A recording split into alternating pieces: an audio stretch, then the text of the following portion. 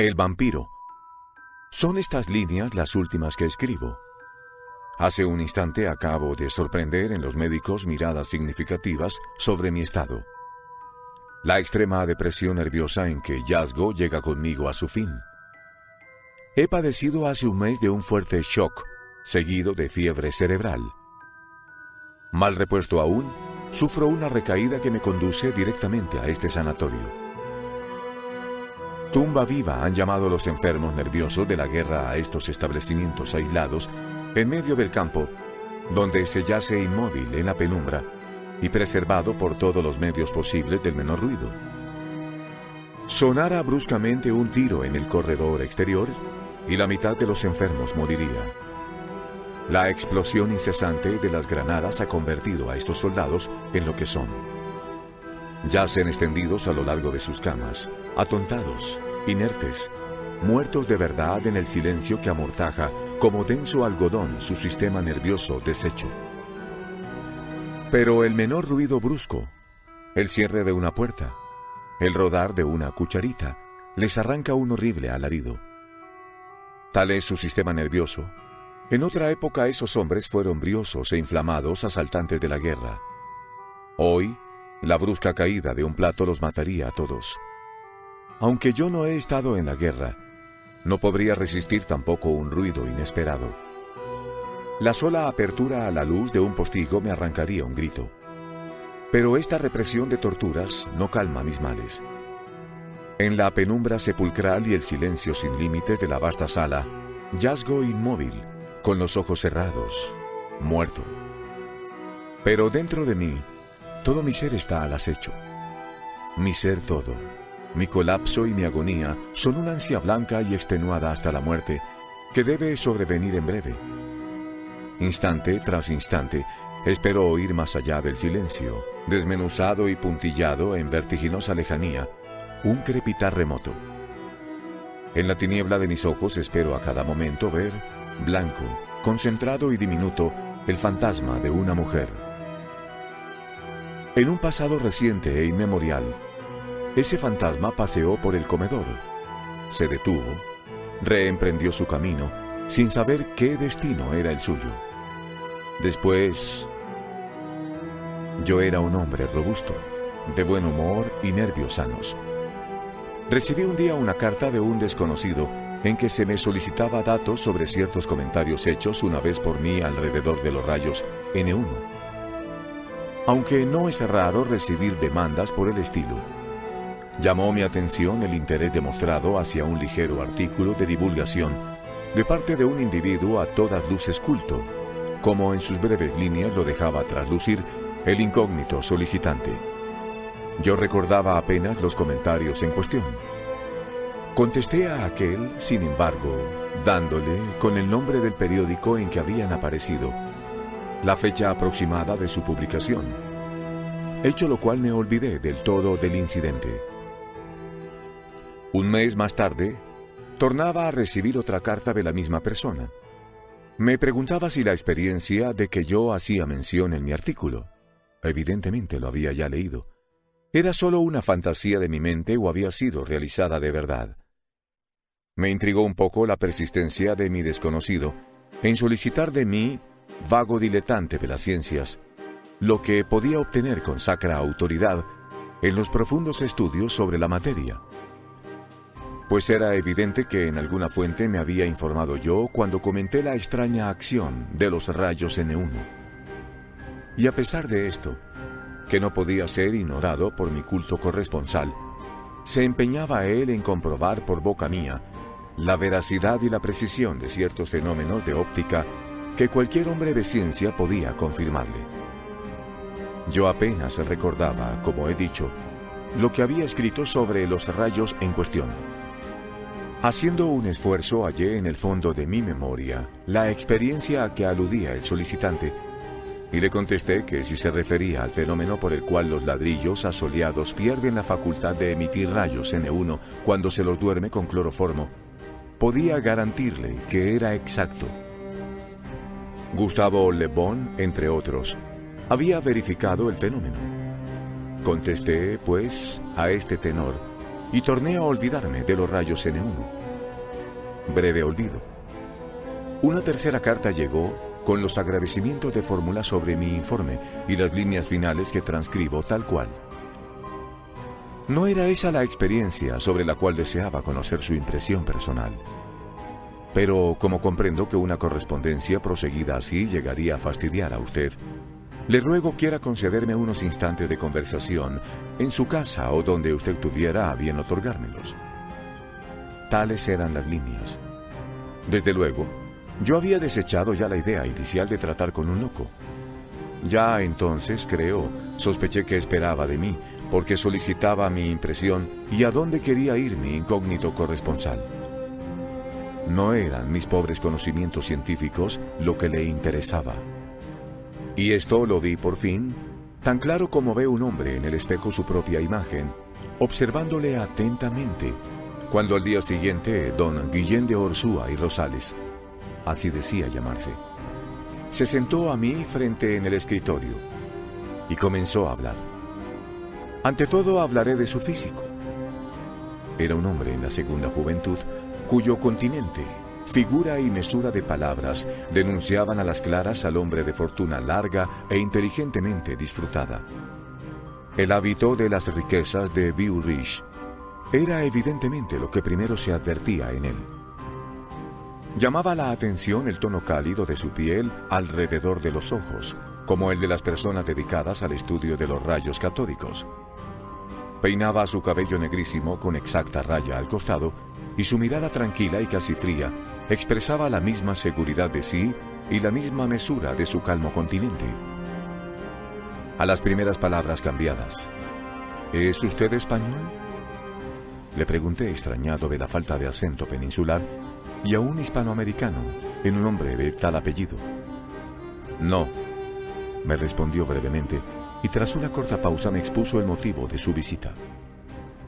Sin ser un hombre de ciencia, dijo cruzando las manos encima de la mesa, he hecho algunas experiencias sobre los fenómenos a que he aludido en mi correspondencia. Mi fortuna me permite el lujo de un laboratorio muy superior, desgraciadamente, a mi capacidad para utilizarlo. No he descubierto fenómeno nuevo alguno, ni mis pretensiones pasan de las de un simple ocioso, aficionado al misterio.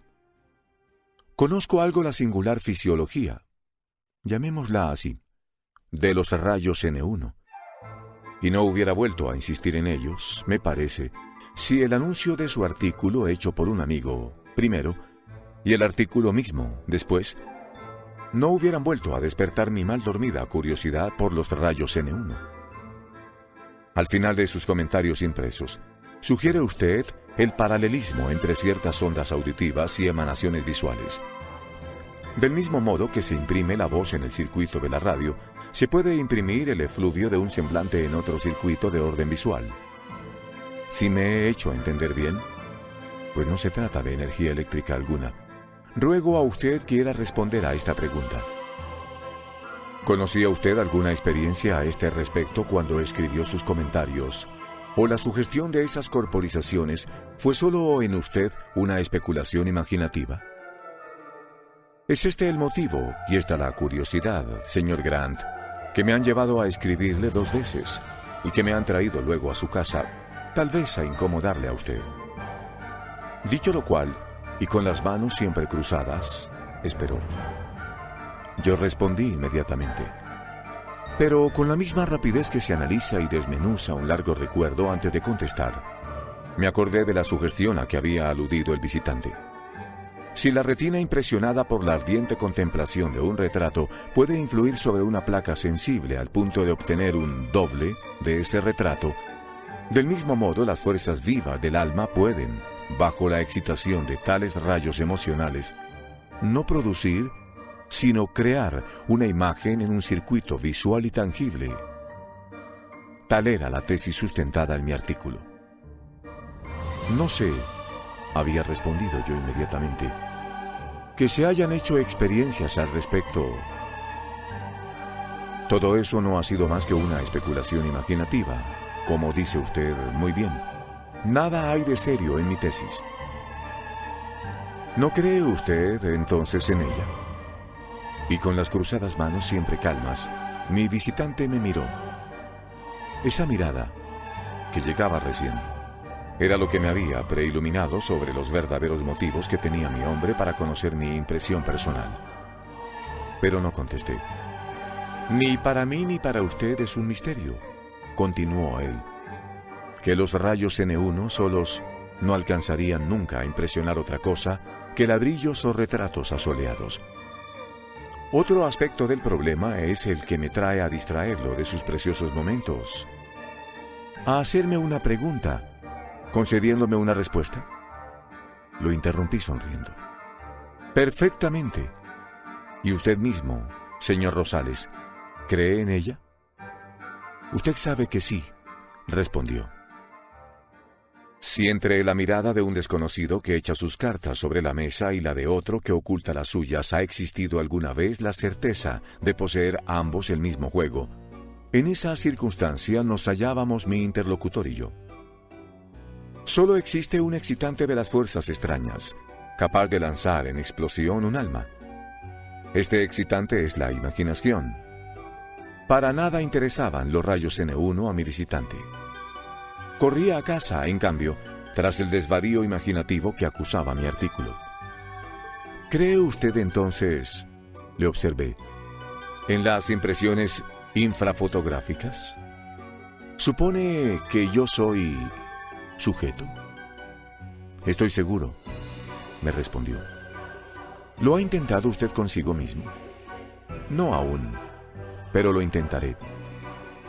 Por estar seguro de que usted no podría haber sentido esa sugestión obscura sin poseer su conquista en potencia, es por lo que he venido a verlo. Pero las sugestiones y las ocurrencias abundan, torné a observar. Los manicomios están llenos de ellas.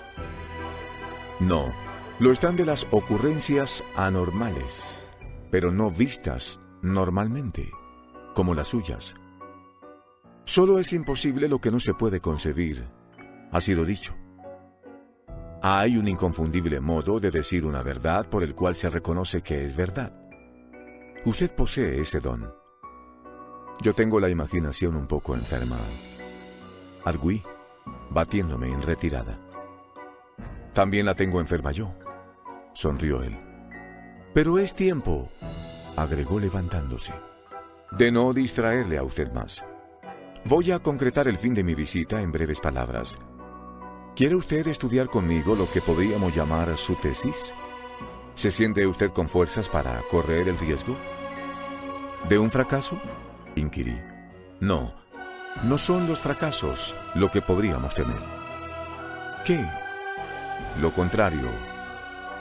Creo lo mismo. Asentí yo y en pos de una pausa. ¿Está usted seguro, señor Rosales, de su sistema nervioso? Mucho. Tornó a sonreír con su calma habitual. Sería para mí un placer tenerle a usted al cabo de mis experiencias. ¿Me permite usted que nos volvamos a ver otro día? Yo vivo solo, tengo pocos amigos, y es demasiado rico el conocimiento que he hecho de usted para que no desee contarlo entre aquellos. Encantado, señor Rosales. Me incliné. Y un instante después, dicho extraño señor abandonaba mi compañía. Muy extraño, sin duda. Un hombre culto, de gran fortuna, sin patria y sin amigos, entretenido en experiencias más extrañas que su mismo existir.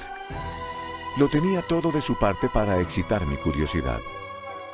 Podría él ser un maniático, un perseguido y un fronterizo, pero lo que es indudable es que poseía una gran fuerza de voluntad. Y para los seres que viven en la frontera del más allá racional, la voluntad es el único sésamo que puede abrirle las puertas de lo eternamente prohibido. Encerrarse en las tinieblas con una placa sensible ante los ojos y contemplarla hasta imprimir en ella los rasgos de una mujer amada, no es una experiencia que cueste la vida. Rosales podía intentarla, realizarla, sin que genio alguno puesto en libertad viniera a reclamar su alma. Pero la pendiente ineludible y fatal a que esas fantasías arrastran era lo que me inquietaba en él y temía por mí. A pesar de sus promesas, nada supe de Rosales durante algún tiempo. Una tarde la casualidad nos puso uno al lado del otro en el pasadizo central de un cinematógrafo, cuando salíamos ambos a mitad de una sección. Rosales se retiraba con lentitud, alta la cabeza a los rayos de la luz y sombras que partían de la linterna proyectura, y atravesaba oblicuamente la sala. Parecía distraído con ello, pues tuve que nombrarlo 2 veces para que me oyera. «Me proporciona usted un gran placer», me dijo. «¿Tiene usted algún tiempo disponible, señor Grant?» «Muy poco», le respondí. «Perfecto. 10 minutos, sí. Entremos entonces en cualquier lado». Cuando estuvimos frente a sendas tazas de café que humeaban estérilmente, «¿Novedades, señor Rosales?», le pregunté. «¿Ha obtenido usted algo?» «Nada. Si se refiere usted a cosa distinta de la impresión de una placa sensible. Es esta una pobre experiencia que no repetiré más tampoco. Cerca de nosotros puede haber cosas más interesantes. Cuando usted me vio hace un momento, yo seguía el haz luminoso que atravesaba la sala. ¿Le interesa a usted el cinematógrafo, señor Grant?» «Mucho», estaba seguro. ¿Cree usted que esos rayos de proyección agitados por la vida de un hombre no llevan hasta la pantalla otra cosa que una helada ampliación eléctrica? Y perdone usted la efusión de mi palabra. Hace días que no duermo. He perdido casi la facultad de dormir. Yo tomo café toda la noche, pero no duermo. Y prosigo, señor Grant. ¿Sabe usted lo que es la vida en una pintura y en qué se diferencia un mal cuadro de otro? El retrato oval de Poe vivía porque había sido pintado con la vida misma. ¿Cree usted que solo puede haber un galvánico remedo de vida en el semblante de la mujer que despierta, levanta e incendia la sala entera? ¿Cree usted que una simple ilusión fotográfica es capaz de engañar de ese modo el profundo sentido que de la realidad femenina posee un hombre? Y calló, esperando mi respuesta. Se suele preguntar sin objeto, pero cuando Rosales lo hacía, no lo hacía en vano. Preguntaba seriamente para que se le respondiera. Pero ¿qué responder a un hombre que me hacía esa pregunta con la voz medida y cortés de siempre? Al cabo de un instante, sin embargo, contesté. «Creo que tiene usted razón, a medias. Hay, sin duda, algo más que luz galvánica en una película, pero no es vida. También existen los espectros. No he oído decir nunca», objetó él, «que 1000 hombres inmóviles y a obscuras hayan deseado un espectro». Se hizo una larga pausa que rompí levantándome. «Van ya 10 minutos, señor Rosales». Sonreí. Él hizo lo mismo. «Ha sido usted muy amable escuchándome, señor Grant. ¿Querría llevar su amabilidad hasta aceptar una invitación a comer en mi compañía el martes próximo? Cenaremos solos en casa. Yo tenía un cocinero excelente, pero está enfermo. Pudiera también ser que faltara parte de mi servicio. Pero a menos de ser usted muy exigente, lo que no espero, saldremos del paso, señor Grant». «Con toda seguridad. ¿Me esperará a usted?» «Si a usted le place». «Encantado. Hasta el martes entonces, señor Rosales». «Hasta entonces, señor Grant». Yo tenía la impresión de que la invitación a comer no había sido meramente ocasional, ni el cocinero faltaba por enfermedad, ni hallaría en su casa gente alguna de su servicio. Me equivoqué, sin embargo, porque al llamar a su puerta fui recibido y pasado de unos a otros por hombres de su servidumbre, hasta llegar a la antealcoba, donde tras larga espera se me pidió disculpas por no poder recibirme el señor. Estaba enfermo, y aunque había intentado levantarse para ofrecerme él mismo sus excusas, le había sido imposible hacerlo. El señor iría a verme apenas le fuera posible ponerse en pie. Tras el mucamo hierático y por bajo de la puerta entreabierta, se veía la alfombra del dormitorio, fuertemente iluminada. No se oía en la casa una sola voz. Se hubiera jurado que en aquel mudo palacete se velaba a enfermo desde meses atrás. Y yo había reído con el dueño de casa 3 días antes. Al día siguiente recibí la siguiente esquela de Rosales. La fatalidad, señor y amigo, ha querido privarme del placer de su visita cuando honró usted ayer mi casa. ¿Recuerda usted lo que le había dicho de mi servicio? Pues esta vez fui yo el enfermo. No tenga usted aprensiones. Hoy me hallo bien y estaré igual el martes próximo. ¿Vendrá usted? Le debo a usted una reparación. Soy de usted. Atentamente, etc. De nuevo el asunto del servicio.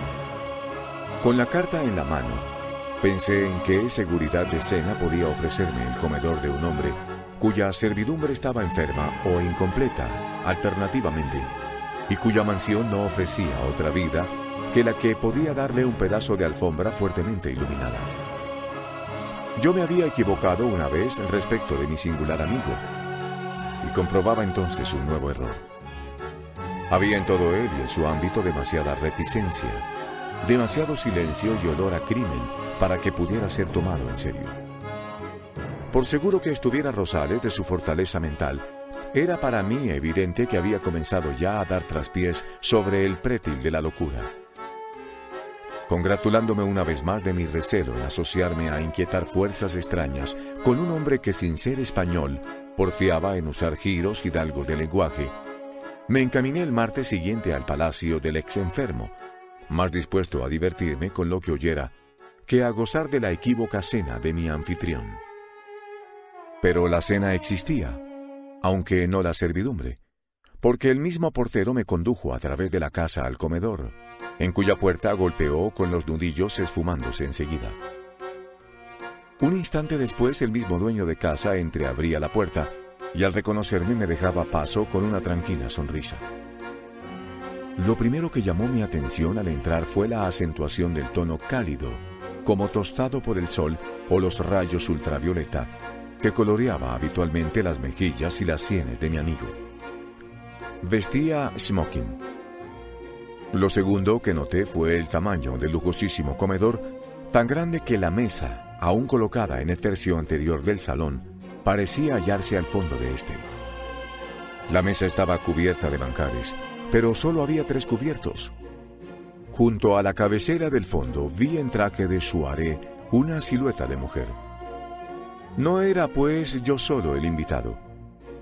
Avanzamos por el comedor y la fuerte impresión que ya desde el primer instante había despertado en mí aquella silueta femenina se trocó en tensión sobreaguda cuando pude distinguirla claramente.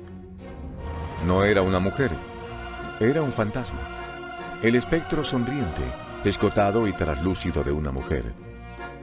Un breve instante me detuve, pero había en la actitud de Rosales tal parti pris de hallarse ante lo normal y corriente, que avancé a su lado, y pálido y crispado asistí a la presentación. «Creo que usted conoce ya al señor Guillermo Grant, señora», dijo a la dama que sonrió en mi honor, y Rosales a mí. «Perfectamente», respondí inclinándome pálido como un muerto. «Tome usted pues asiento», me dijo el dueño de casa, «y dígnese servirse de lo que más guste. Ve usted ahora por qué debí prevenirle de las deficiencias que podríamos tener en el servicio. Pobre mesa, señor Grant, pero su amabilidad y la presencia de esta señora saldarán el débito. La mesa, ya lo he advertido, estaba cubierta de manjares. En cualquier otra circunstancia distinta de aquella, la fina lluvia del espanto me hubiera erizado y calado hasta los huesos. Pero ante el parti pris de vida normal ya anotado, me deslicé en el vago estupor que parecía flotar sobre todo. ¿Y usted, señora, no se sirve? Me volví a la dama al notar intacto su cubierto. «Oh, no, señor», me respondió con el tono de quien se excusa por no tener apetito, y juntando las manos bajo la mejilla, sonrió pensativa. «¿Siempre va usted al cinematógrafo, señor Grant?», me preguntó Rosales. «Muy a menudo», respondí. «Yo lo hubiera reconocido a usted enseguida», se volvió a mí la dama. «Lo he visto muchas veces». «Muy pocas películas suyas han llegado hasta nosotros», observé. «Pero usted las ha visto todas, señor Grant», sonrió el dueño de casa. Esto explica el que la señora lo haya hallado a usted más de una vez en las salas. En efecto, asentí. Y tras una pausa sumamente larga, ¿se distinguen bien los rostros desde la pantalla? Perfectamente, repuso ella, y agregó un poco extrañada. ¿Por qué no? En efecto, torné a repetir, pero esta vez en mi interior. Si yo creía estar seguro de no haber muerto en la calle al encaminarme a lo de Rosales, debía perfectamente admitir la trivial y mundana realidad de una mujer que solo tenía vestido y un vago respaldo de silla en su interior. Departiendo sobre estos ligeros temas, los minutos pasaron. Como la dama llevara con alguna frecuencia la mano a sus ojos. ¿Está usted fatigada, señora?, dijo el dueño de casa.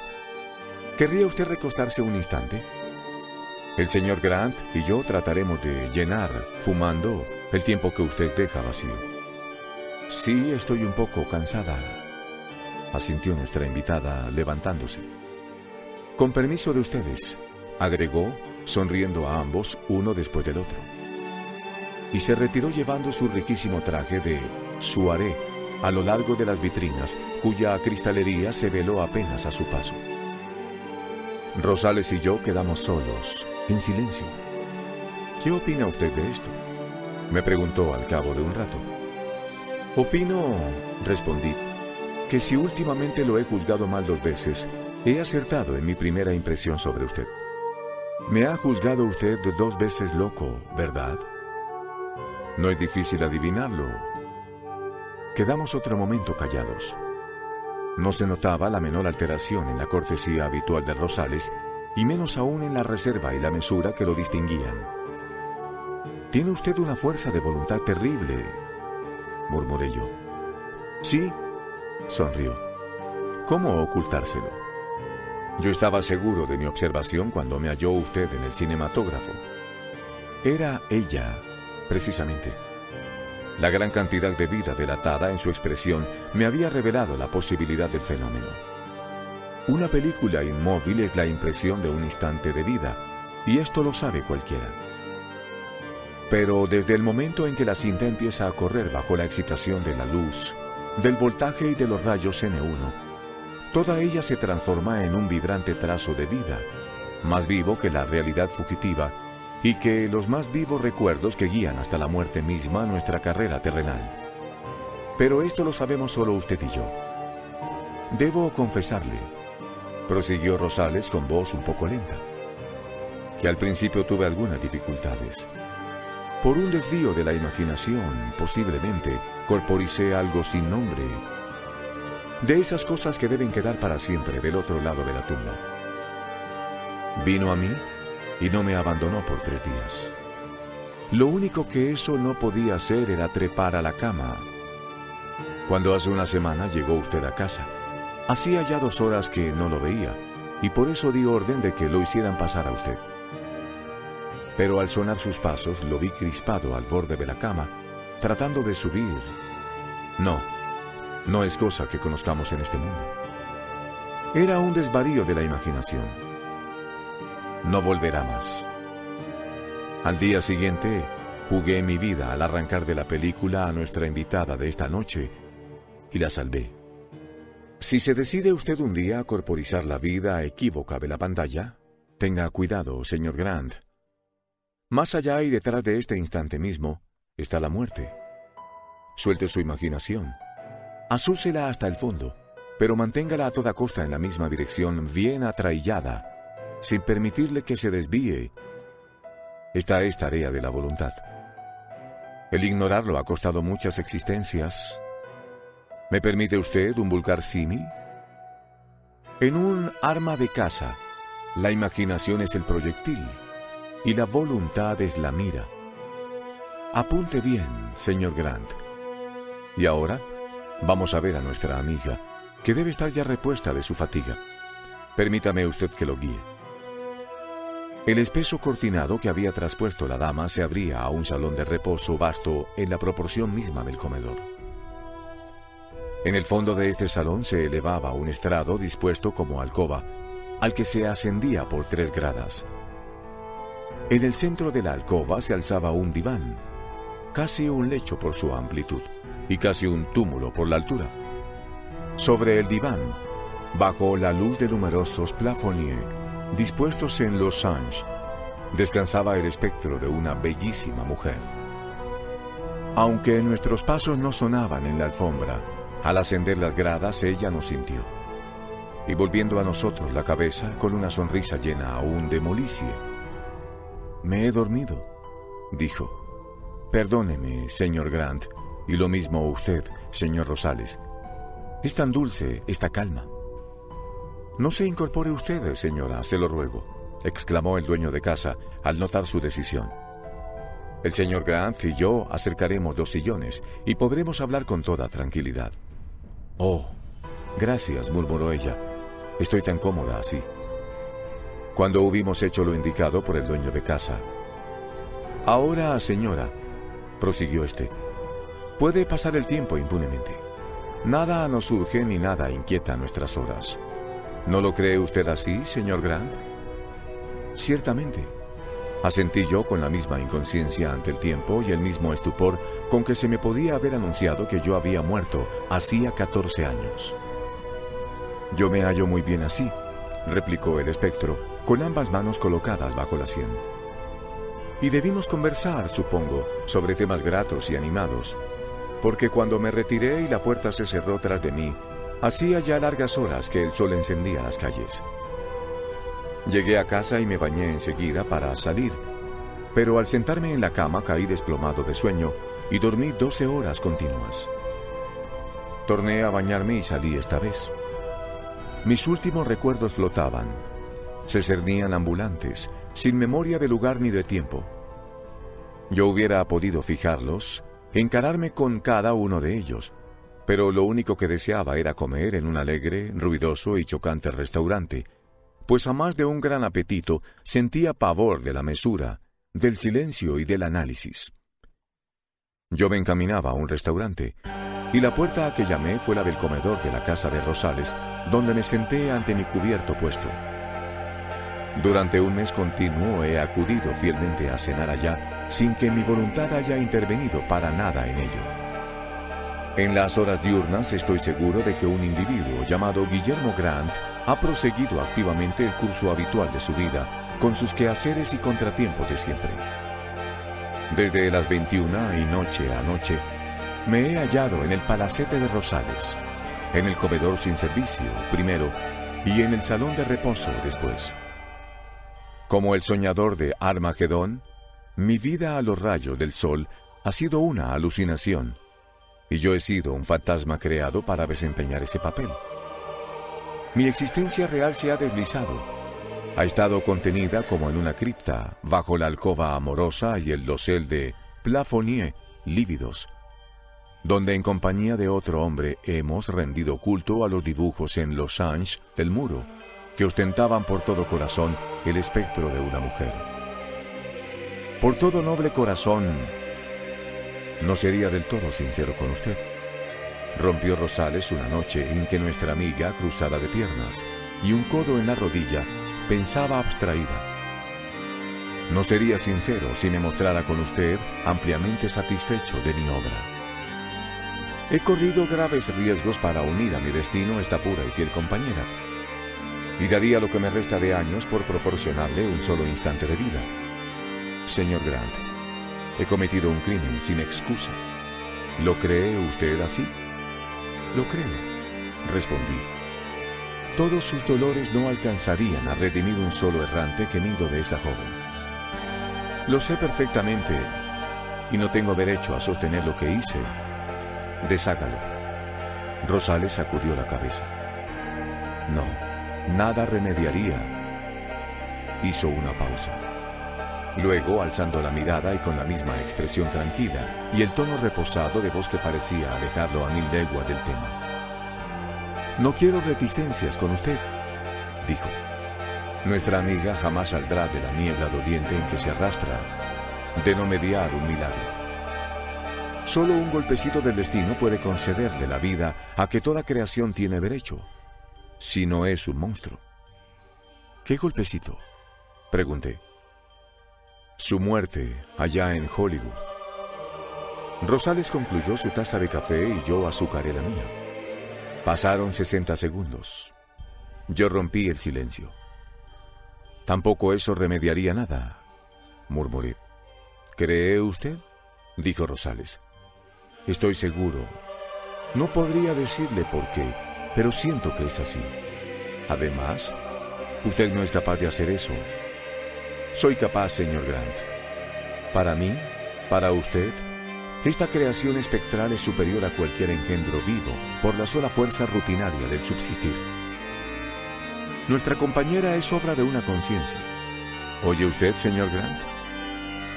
Responde a una finalidad casi divina, y si la frustro, ella será mi condenación ante las tumultuosas divinidades donde no cabe ningún dios pagano. ¿Vendrá usted de vez en cuando durante mi ausencia? El servicio de mesa se pone al caer la noche. Ya lo sabe usted. Y desde ese momento todos abandonan la casa, salvo el portero. ¿Vendrá usted? Vendré, repuse. Es más de lo que podría esperar, concluyó Rosales inclinándose. Fui. Si alguna noche estuve allí a la hora de cenar, las más de las veces llegaba tarde, pero siempre a la misma hora, con la puntualidad de un hombre que va de visita a casa de su novia. La joven y yo en la mesa solíamos hablar animadamente sobre temas variados, pero en el salón apenas cambiábamos una que otra palabra y callábamos enseguida, ganados por el estupor que fluía de las cornisas luminosas, que hallando las puertas abiertas o filtrándose por los ojos de llave, impregnaba el palacete de un moroso mutismo. Con el transcurso de las noches, nuestras breves frases llegaron a concretarse en observaciones monótonas y siempre sobre el mismo tema que hacíamos de improviso. «Ya debe estar en Guayaquil», decía yo con voz distraída. «O bien ella, muchas noches después. Ha salido ya de San Diego», decía al romper el alba. Una noche, mientras yo, con el cigarro pendiente de la mano, hacía esfuerzos para arrancar mi mirada del vacío, y ella vagaba muda con la mejilla en la mano, se detuvo de pronto y dijo: «Está en Santa Mónica». Vagó un instante aún, y siempre con la cara apoyada en la mano subió las gradas y se tendió en el diván. Yo la sentí sin mover los ojos, pues los muros del salón se veían llevándose adherida a mi vista. Huían con extrema velocidad en líneas que convergían sin juntarse nunca. Una interminable avenida de cicas surgió en la remota perspectiva. Santa Mónica, pensé atónito. ¿Qué tiempo pasó luego? No puedo recordarlo. Súbitamente ella alzó su voz desde el diván. «¿Está en casa?», dijo. Con el último esfuerzo de volición que quedaba en mí, arranqué mi mirada de la avenida de Cicas. Bajo los plafoniers en rombo incrustados en el cielo raso de la alcoba, la joven yacía inmóvil, como una muerta. Frente a mí, en la remota perspectiva transoceánica, la avenida de Cicas se destacaba diminuta con una dureza de líneas que hacía daño. Cerré los ojos y vi entonces, en una visión brusca como una llamarada, un hombre que levantaba un puñal sobre una mujer dormida. «Rosales», murmuré aterrado. Con un nuevo fulgor de centella, el puñal asesino se hundió. No sé más. Alcancé a oír un horrible grito, posiblemente mío, y perdí el sentido. Cuando volví en mí, me hallé en mi casa, en el lecho. Había pasado 3 días sin conocimiento, presa de una fiebre cerebral que persistió más de un mes. Fui poco a poco recobrando las fuerzas. Se me había dicho que un hombre me había llevado a casa a altas horas de la noche, desmayado. Yo nada recordaba, ni deseaba recordar. Sentía una laxitud extrema para pensar en lo que fuere. Se me permitió más tarde dar breves paseos por casa, que yo recorría con mirada atónita. Fui al fin autorizado a salir a la calle, donde di algunos pasos sin conciencia de lo que hacía, sin recuerdos, sin objeto. Y cuando en un salón silencioso vi venir hacia mí a un hombre cuyo rostro me era conocido, la memoria y la conciencia perdida calentaron bruscamente mi sangre. «Por fin le veo a usted, señor Grant», me dijo Rosales, estrechándome efusivamente la mano. He seguido con gran preocupación el curso de su enfermedad desde mi regreso y ni un momento dudé de que triunfaría usted. Rosales había adelgazado. Hablaba en voz baja, como si temiera ser oído. Por encima de su hombro vi la alcoba iluminada y el diván bien conocido, rodeado como un féretro de altos cojines. ¿Está ella allí?, pregunté. Rosales siguió mi mirada y volvió luego a mí sus ojos con sosiego. Sí, me respondió. Y tras una breve pausa, venga usted, me dijo. Subimos las gradas y me incliné sobre los cojines. Solo había allí un esqueleto. Sentí la mano de Rosales estrechándome firmemente el brazo, y con su misma voz queda: es ella, señor Grant. No siento sobre la conciencia peso alguno, ni creo haber cometido error. Cuando volví de mi viaje no estaba más ella. Señor Grant, ¿recuerda usted haberla visto en el instante mismo de perder usted el sentido? No recuerdo, murmuré. Es lo que pensé. Al hacer lo que hice la noche de su desmayo, ella desapareció de aquí. Al regresar yo, torturé mi imaginación para recogerla de nuevo del más allá. Y he aquí lo que he obtenido. Mientras ella perteneció a este mundo, pude corporizar su vida espectral en una dulce criatura. Arranqué la vida a la otra para animar su fantasma y ella, por toda substanciación, pone en mis manos su esqueleto. Rosales se detuvo. De nuevo había yo sorprendido su expresión ausente mientras hablaba. Rosales, comencé. Pss, me interrumpió bajando aún más el tono. Le ruego no levante la voz. Ella está allí. ¿Ella? Allí, en el comedor. Oh, no la he visto. Pero desde que regresé vaga de un lado para otro. Y siento el roce de su vestido. Preste usted atención un momento. ¿Oye usted? En el mudo palacete, a través de la atmósfera y las luces inmóviles, nada oí. Pasamos un rato en el más completo silencio. Es ella, murmuró Rosales satisfecho. Oiga usted ahora. Esquiva las sillas mientras camina. Por el espacio de un mes entero, todas las noches, Rosales y yo hemos velado el espectro en huesos y blanca cal de la que fue un día nuestra invitada señorial. Tras el espeso cortinado que se abre al comedor, las luces están encendidas. Sabemos que ella vaga por allí, atónita e invisible, dolorosa e incierta. Cuando en las altas horas Rosales y yo vamos a tomar café, ¿acaso ella está ya ocupando su asiento desde horas atrás? Fija en nosotros su mirada invisible. Las noches se suceden unas a otras, todas iguales. Bajo la atmósfera de estupor en que se halla el recinto, el tiempo mismo parece haberse suspendido como ante una eternidad. Siempre ha habido y habrá allí un esqueleto bajo los plafonniers, dos amigos en smoking en el salón y una alucinación confinada entre las sillas del comedor. Una noche hallé el ambiente cambiado. La excitación de mi amigo era visible. He hallado por fin lo que buscaba, señor Grant, me dijo. Ya observé a usted una vez que estaba seguro de no haber cometido ningún error. ¿Lo recuerda usted? Pues bien, sé ahora que lo he cometido. Usted alabó mi imaginación, no más aguda que la suya, y mi voluntad, que le es en cambio muy superior. Con esas dos fuerzas creé una criatura visible, que hemos perdido, y un espectro de huesos, que persistirá hasta que...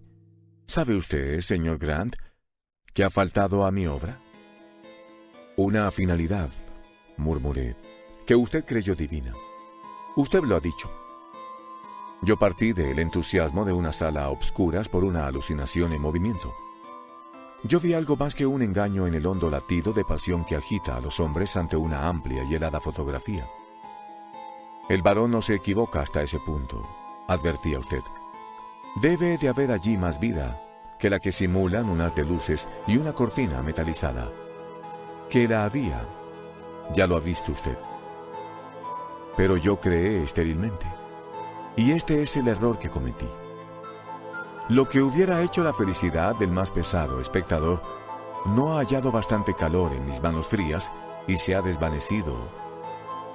El amor no hace falta en la vida, pero es indispensable para golpear ante las puertas de la muerte. Si por amor yo hubiera matado, mi criatura palpitaría hoy de vida en el diván. Maté para crear, sin amor, y obtuve la vida en su raíz brutal. Un esqueleto. Señor Grant, ¿quiere usted abandonarme por 3 días y volver el próximo martes a cenar con nosotros? ¿Con ella? Sí. Usted, ella y yo. No dude usted. El próximo martes. Al abrir yo mismo la puerta, volví a verla, en efecto, vestida con su magnificencia habitual. Y confieso que me fue muy grato el advertir que ella también confiaba en verme. Me tendió la mano con la abierta sonrisa con que se vuelve a ver un fiel amigo al regresar de un largo viaje. «La hemos extrañado a usted mucho, señora», le dije con efusión. «Y yo, señor Grant», repuso, reclinando la cara sobre ambas manos juntas. «¿Me extrañaba usted? ¿De veras? ¿A usted? Oh, sí, mucho». Y tornó a sonreírme largamente. En ese instante me daba yo cuenta de que el dueño de casa no había levantado los ojos de su tenedor desde que comenzáramos a hablar. ¿Sería posible? Y a nuestro anfitrión, señora, ¿no lo extrañaba usted? ¿A él?, murmuró ella lentamente, y deslizando sin prisa su mano de la mejilla, volvió el rostro a Rosales. Vi entonces pasar por sus ojos fijos en él la más insensata llama de pasión que por hombre alguno haya sentido una mujer. Rosales la miraba también, y ante aquel vértigo de amor femenino expresado sin reserva, el hombre palideció. «A él también», murmuró la joven con voz queda y exhausta. En el transcurso de la comida ella afectó no notar la presencia del dueño de casa mientras charlaba volublemente conmigo, y él no abandonó casi su juego con el tenedor. Pero las 2 o 3 veces en que sus miradas se encontraron como al descuido, vi relampaguear en los ojos de ella y apagarse enseguida en desmayo el calor incontenible del deseo. Y ella era un espectro.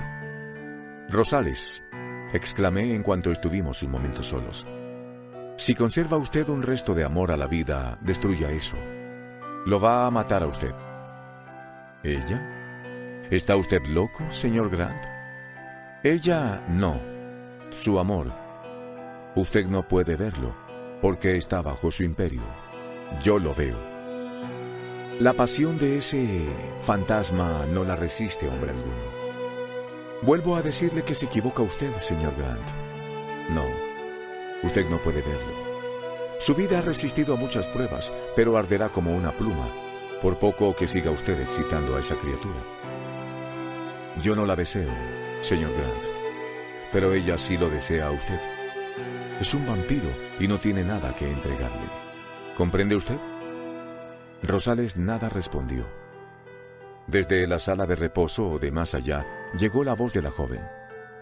«¿Me dejarán ustedes sola mucho tiempo?» En ese instante recordé bruscamente el esqueleto que yacía allí. «El esqueleto, Rosales», clamé. «¿Qué se ha hecho su esqueleto?» «Regresó», me respondió. «Regresó a la nada. Pero ella está ahora allí en el diván. Escúcheme usted, señor Grant. Jamás criatura alguna se ha impuesto a su creador. Yo creé un fantasma y equivocadamente un harapo de huesos. Usted ignora algunos detalles de la creación. Óigalos ahora. Adquirí una linterna y proyecté la cinta de nuestra amiga sobre una pantalla muy sensible a los rayos N1. Los rayos N1, ¿recuerda usted? Por medio de un vulgar dispositivo, mantuve en movimiento los instantes fotográficos de mayor vida de la dama que nos aguarda.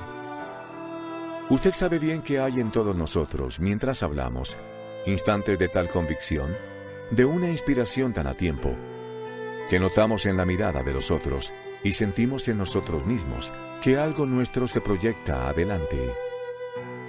Ella se desprendió así de la pantalla, fluctuando a escasos milímetros al principio, y vino por fin a mí, tal como usted la ha visto. Hace de esto 3 días. Ella está allí. Desde la alcoba nos llegó de nuevo la voz lánguida de la joven. ¿Vendrá usted, señor Rosales? Deshaga eso, Rosales, exclamé, tomándolo del brazo. Antes de que sea tarde. No excite más ese monstruo de sensación. Buenas noches, señor Grant. Me despidió él con una sonrisa, inclinándose. Y bien, esta historia está concluida. ¿Halló Rosales en el mundo fuerza para resistir? Muy pronto, acaso hoy mismo, lo sabré. Aquella mañana no tuve ninguna sorpresa al ser llamado urgentemente por teléfono, ni la sentí al ver las cortinas del salón doradas por el fuego, la cámara de proyección caída y restos de películas quemadas por el suelo. Tendido en la alfombra junto al diván, Rosales yacía muerto. La servidumbre sabía que en las últimas noches la cámara era transportada al salón. Su impresión es que, debido a un descuido, las películas se han abrazado, alcanzando las chispas a los cojines del diván. La muerte del señor debe imputarse a una lesión cardíaca precipitada por el accidente. Mi impresión es otra. La calma expresión de su rostro no había variado, y aún su muerto semblante conservaba el tono cálido habitual. Pero estoy seguro de que en lo más hondo de las venas no le quedaba una gota de sangre.